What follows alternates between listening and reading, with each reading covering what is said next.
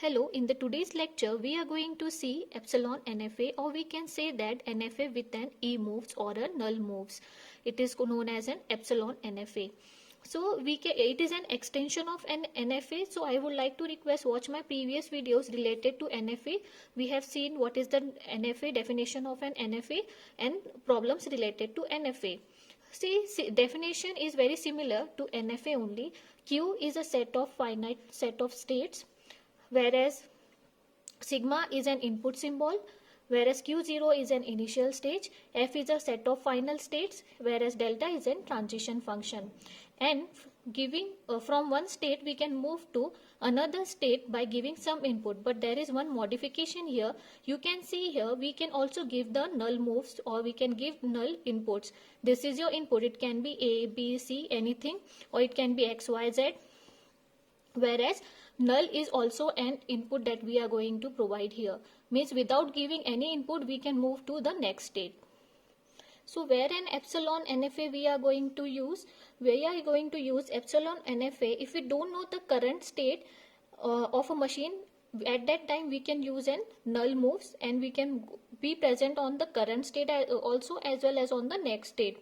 Like for example, here you can see, here we know precisely the input 0 is going to go to the state q0, whereas on input 1 we are going to go to q1. But in the case we have a confusion on which input we are going to go to q0 and q1, at that time if we want to present on a both state q0 as well as on q1, at that time we can use null, or you can say epsilon. So means we are on the q0 also, means we are at a q0, and if we don't want any input to be used, we will be on a q0 only, but with input null also we can go to the next state, that is q1. If we don't know on which input we are going to move to which state, so at that time we can use epsilon NFA or a null move. But if we know exactly with input 0 we are going to go to which state, and with input 1 where we are going to go, at that time there is no need for using an epsilon NFA. So we can say that if we don't know the current state of a machine, at that time we use an epsilon NFA or a null NFA. Or we can have a null moves from moving from one state to another state, as well as for remaining on that particular state only. So see here, in this example also you can see we are having an input symbol x, y, z. This is your input symbol x, y, z. Okay. Whereas you can also see we are having a null inputs. This is your null moves. So here in such questions, in some competitive exam also, they might ask whether with input x, null and null we are going to go to the final state or not. So here only an input x is also going to go to final state. How you can say, you might think like on input x we are going to state A. How we are going to reach to the final state? See, with x, null and null we can reach to the final state. Similarly, with input y also we can reach to the final state. Means here initially we can provide null, y and null. Also we will reach to here final state.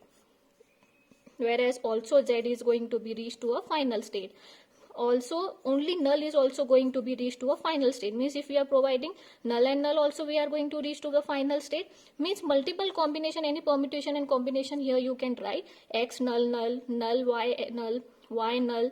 So in this such cases we are going to reach to the final stage. In such competitive exams also they are asking whether only x is going to be reached to the final state or not. So it is also going to reach to the final stage. Now see, here we are having state A, B and C. So here, as they have said, if we are having 3 states, we are going to have how much possible permutation and how much number of transitions are possible here? 2 raised to q.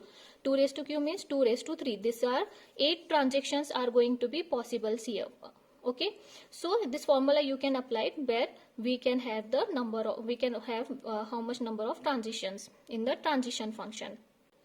So we can say that any finite automata that contains the null move or transition or transaction, then that finite automata is called as an epsilon NFA with an or an NFA with an null moves or a E. In the upcoming video we will see elimination of an null moves. We will see an example of eliminating of null moves. So if you have not subscribed to my channel, please subscribe my channel for more updates and press the bell icon for more notifications.